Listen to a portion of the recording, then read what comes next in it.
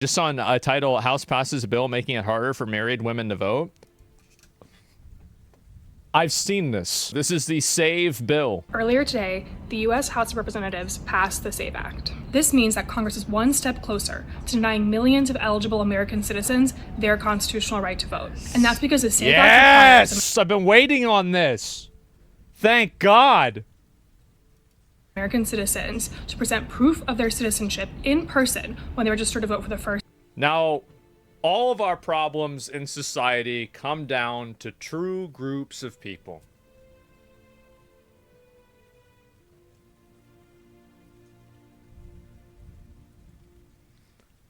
Isn't it crazy how no matter what the problem is, it's always from the same place? What are the fucking odds? Time and every subsequent time they update their registration information. Let me go back and listen to this again. In person when they register to vote for American citizens to present proof of their citizenship in person when they register to vote for the first time and every subsequent time they update their registration information. The problem is that 146 million American citizens, about half of U.S. adults, do not have a passport, and 69 million married women do not have a birth certificate that matches their current legal name. For months, voting rights advocates across the country. If you can't figure out how to update your name, you're a retard. And if you're a retard, I don't want you to vote. We need to have a serious conversation about ways that we can keep stupid people out of voting. This is a big problem that we have. Massive, huge fucking problem. Now, I know this might be a controversial take, but I think most people shouldn't vote. Take, just bring back asylums? Well, that's a good start. Very popular take? Yeah, exactly. But anyway, so most people don't? Well, let's keep up in those numbers. We can keep going, right? And how do you not have ID if you're not a citizen? Well, here's the thing, right?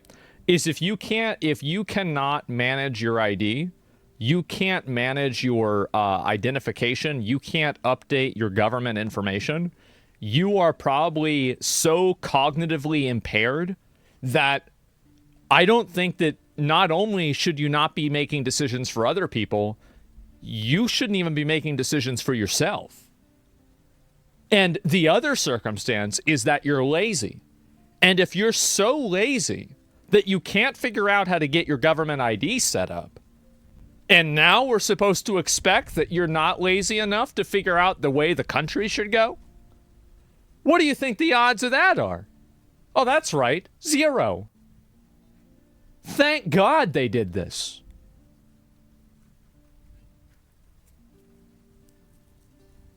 Why do they defend being stupid, like you shouldn't be voting? Why do they defend being stupid? Because they require stupid people to win. Duh. Have been sounding the alarm about how disastrous this bill would be for American citizens. The bill... I think that's a... Let me listen to this again. For months, voting rights advocates across the country have been sounding the alarm about how disastrous... I think that people are fucking fatigued from a bunch of screeching Karens complaining about sounding the alarm. When you sound the alarm every fucking month because something bad might happen, people stop listening to the alarm. It's exhausting. It's so exhausting. Oh my God. These caterpillars? No, this is not a caterpillar Karen. A caterpillar Karen is a young girl that complains about social issues for clout because she's still in high school or, what do you call it? Still in college, maybe. This is a fully mature butterfly. This is a fully grown Karen. This is leveled up, level 60 Karen here, okay? This is the moth. Yep, that's right. this bill would be for American citizens. The bill will now be taken up by the Senate, where it's going to need 60 votes to overcome the Senate filibuster. And while that is extremely unlikely, advocates are concerned that members of Congress could try and use special procedural rules, especially do it, whatever it takes. Around the budget, to force this bill through with a simple majority vote. Do it. And while that might seem a little bit far-fetched, last month, President Trump even signed an executive order trying to enact the SAVE Act on his own in an unconstitutional manner. Try it again. So that shows us just what a policy priority this is. If you'd like to learn more, check out my article. How the SAVE Act would disenfranchise millions of citizens. Gentlemen, today is a very beautiful day because it seems as though, let me see if I can find it. Yeah, here we go. The SAVE Act officially passes in the House to require proof of citizenship in order to vote. 200, and this is of no surprise, 208 Democrats have voted against using ID. Massive fucking W. Listen, you should hire me. He said, why? I said, because I'm black. Well, you can't have it both ways, and Jasmine and I just don't see the world the same way. I don't want to walk in a room and get a job because I'm black. I want to walk in a room and get a job because I'm qualified, because I am educated, because I have hard work, grit, determination, because I believe in this country. That's why I am a United States congressman in a white majority district that President Trump would have won by 20 points, and I just won by 27 points. And the reason is because of this. I am literally living Dr. Martin Luther King's dream. I'm being judged not by the color of my skin, but by the content of my character. The people in my district don't see color. The reason why people want to get judged for immutable characteristics is because they can't stand on their own merit. If you can stand on your own merit, why the fuck would you need to have an advantage for something that you can't even control?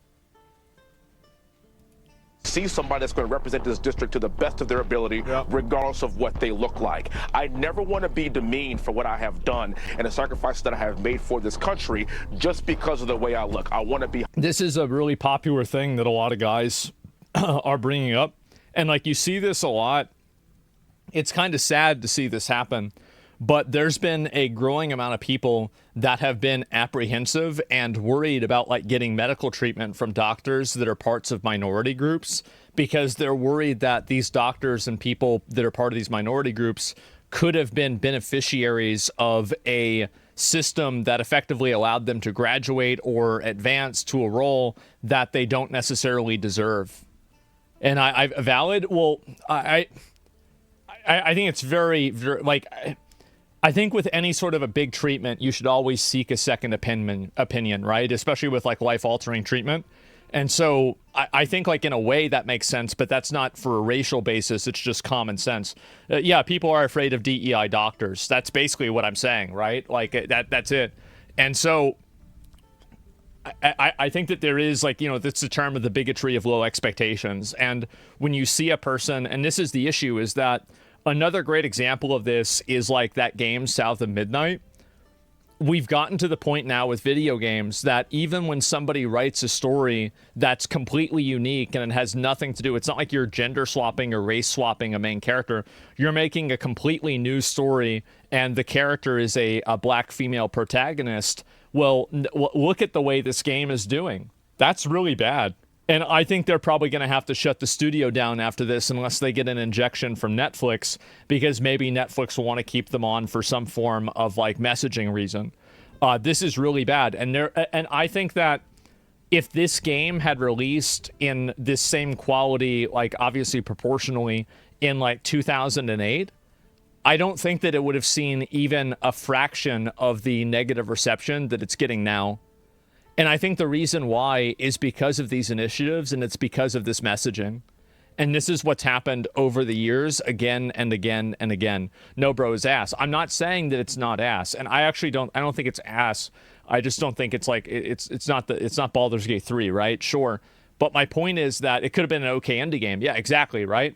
But people have become so fatigued by it that there is a lingering animosity towards any game that fulfills these different criteria.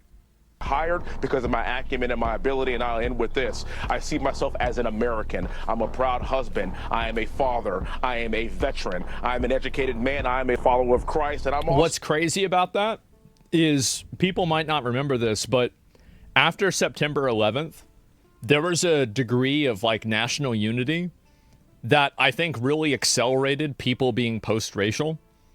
And it was like probably the first time I noticed that like nobody was thinking about like race at all. It was about like, you know, are you an American? Are you not an American? And that's the end of it, right? And so it's disappointing that like we had it.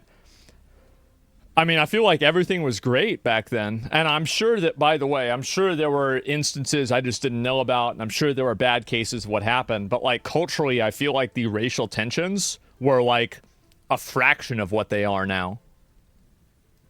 A black man, I am very proud of it, but I am all those things before that, because the number one thing for me is being an American, and I love all my fellow Americans regardless of race, religion, color, or creed, and we all should be treated fairly. Nobody wants a job based on the way they look. They want a job based on their ability. The people do want a job based on the way they look. They're the people who can't get a job based on their abilities.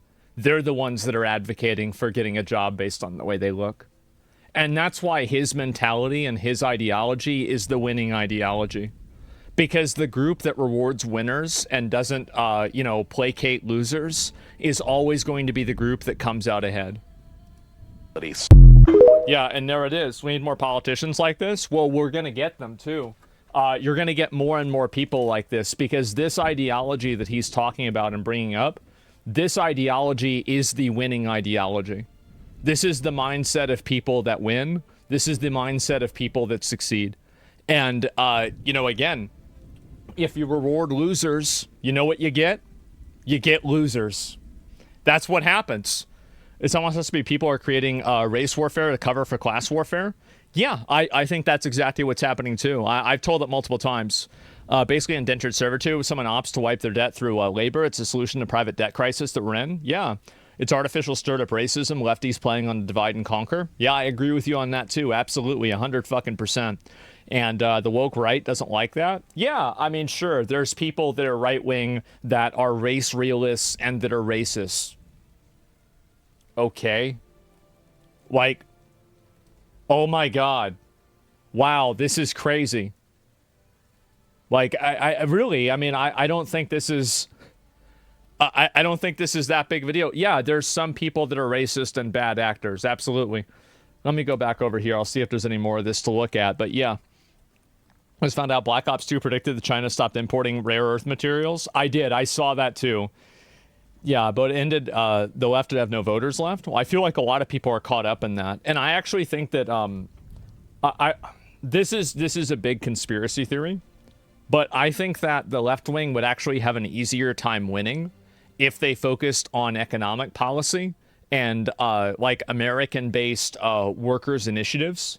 But the reason why they don't focus on that is because it's just simply not something that their donors and the ruling class of that party are okay with. Oh, here we go. California. Thank you. Thank you, Ranking Member Morelli. I rise in strong... Now, I just want to say that if you look at the glasses, it's crazy.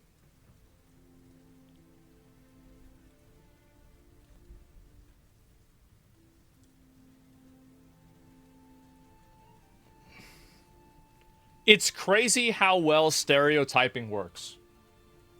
I'll just say it. What are the odds? It seems like it's working every single time. Holy shit. In strong opposition to the Thank you. Thank you, Ranking Member Morelli. I rise in strong opposition to the so-called SAVE Act, a bill that is a modern-day poll tax targeting American women in low... It's a poll tax because now you have to show your ID. Income Americans. And this is what these people always do, is they like invoking old prejudices and old injustices in order to justify new injustices, but the inversion of them. This bill bans voter ID. It bans using driver's licenses as voter ID unless they're backed by additional proof of citizenship, a requirement that excludes nearly all driver's licenses and real IDs issued today. Now, for women who have changed their names, often through marriage, this means showing a passport or a birth certificate that may not match their legal name. That would have meant that my grandmother, who had long since lost her birth certificate, would have been ineligible to vote under...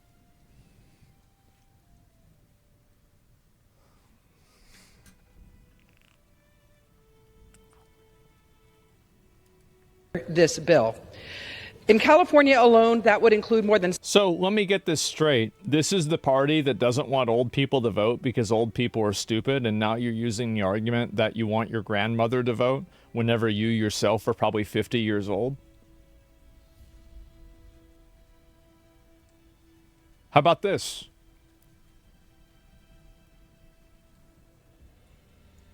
$7 million women. Now, this would force those women to pay $130 just to get a passport they need to vote, with nearly a third of Californians lacking... If you can't get $140 to figure it out, you probably are very bad with money.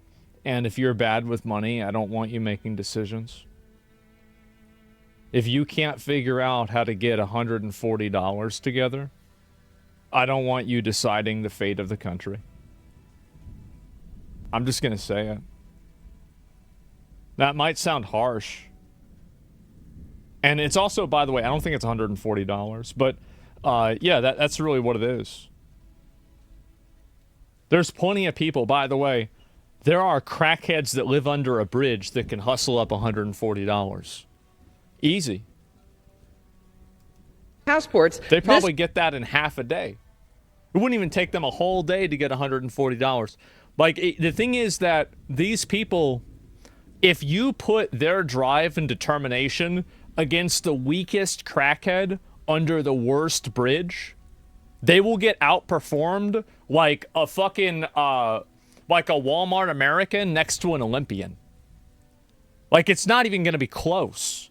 The crackheads be literally running circles around them. Well, they're trying to keep up on their mobility scooter. This bill would cost them more than $1.25 billion statewide. If you have to pay to vote, that's called a poll tax, plain and simple. If you have to pay to vote, well, don't you have to pay for gas to get over to the place to vote? I mean, like, this is a stupid argument. So basically because you need ID and you need to pay for ID, that means it's a poll tax? What a ridiculous thing to say. It is also unnecessary red tape for people just trying to cast a ballot. This is a bill in search of a problem. We have enough trouble getting American citizens to vote. And of course she's getting mad. The gentleman reserves his time. Yep, obviously. And so anyway, this is what happens. Yep, absolutely. Do you think changing birth certificates easy? It often takes months, will lead to millions of different disenfranchised women, and it's completely unnecessary. I think that if you can't figure out how to get your information changed on the internet with the government, I think that you're a retard, and I don't want you to vote. I don't care who it disenfranchises. I think it's just annoying, and honestly, I think it's better that the less people vote, the better. That's it. The shit's easy to change, yeah, and I bet it's a lot easier to change than people make it out to be. And I understand that it might not sound like a nice thing to say, but I think that we are under a really, really big problem, that a lot of our politics and a lot of the positions that people have and discuss are completely based around these weird, contrived worldviews that are initiated by the dumbest 20% of people. And I think that if you cut out the bottom 20% of the dumbest voting population, you would immediately have way better elections. You would have better candidates. You would have better policies. You would have better debates. Everything would be instantaneously better. So, yes, I'm sorry. If there is a way that I can figure out to disenfranchise that bottom 20%, I will do it, because I think it's what's best for everybody, including the people that are getting disenfranchised. Because the people, listen, those are the people, obviously, if them making their own decisions was good for them, they wouldn't be in the position to where they couldn't figure out a fucking ID, right? So, obviously, they can't even make decisions that are in their own best interest. Why the fuck would you want them to make decisions that are supposed to be in your best interest? And I understand. You're not supposed to say this. But somebody has to say this. Somebody has to say it. You have to be a complete retard? Yep, that's right. That's not how democracy works. Well, it's a good thing we live in a republic. Problem solved. According to Grow, only 1% of Americans don't have ID. That's kind of class discrimination, no? Yeah. Yeah, it is. Yeah, I think definitely. For sure. No, I've got no problem with it. Absolutely. It's retard discrimination? That's right. That's how our Republic works, yep. And so glad this bullshit's getting fixed. And where's the proof of voter fraud? Is a dumb person voting on things that they don't understand voter fraud? I don't know, kind of. Kind of. I mean, not really. Technically, it's not. But, I wouldn't be that far away from it. And so, yeah, motivation of the bill is based on voter fraud. Well, I mean, that's fine with me. But anyway, let's see here. I'll look at another one, and then we'll move on. This bill could force Georgians to pay more than $700 million just to register to vote. This is going to cost you $700 million to vote. Oh, that's the poll tax, plain and simple. And it's blatant voter suppression. Voter suppression by any other name. Mr. Gentleman's time has expired. Could I yield? The gentleman from New York? Yes, sir. I'd like to yield an additional 30 seconds to the gentleman has extended. The gentlewoman from Georgia, 30 seconds. Voter suppression by any other name is still voter suppression. This bill violates the 14th, 19th, and 24th Amendments, and it's also every tenet of a free. It violates the 19th Amendment that women are allowed to vote. An inclusive democracy. I urge my colleagues to vote no on this disgrace of a voter suppression bill. Thank you, Mr. Speaker, and I yield back. As I said, I know it's an unpopular opinion, but I think we need more voter suppression. We need a lot more. We have a big problem, and nobody wants to say it. We need way more voter suppression. And, yeah, get rid of the idiots? Absolutely. Consumer prices month over month. So this was actually a drop of 0.1%, negative 0.1%. So that's prices the first time have gone we've down? seen that since COVID. Year over year, the annual inflation rate was at 2.4%. This was also better than expected and a six. If you better hope Trump starts fucking up. Because if this keeps going on and he gets rid of the income tax, we're not going to have any more elections. That's going to be it. Like, I'm telling you guys, like, it's going to be third term, fourth term, fifth term. Yeah, bro, like, I'm telling you guys. Trump's old. Can you expect him to stay alive to 100 years old? Yeah. Yep. And hey, even when Trump finally retires, the next guy is probably just going to do the same thing.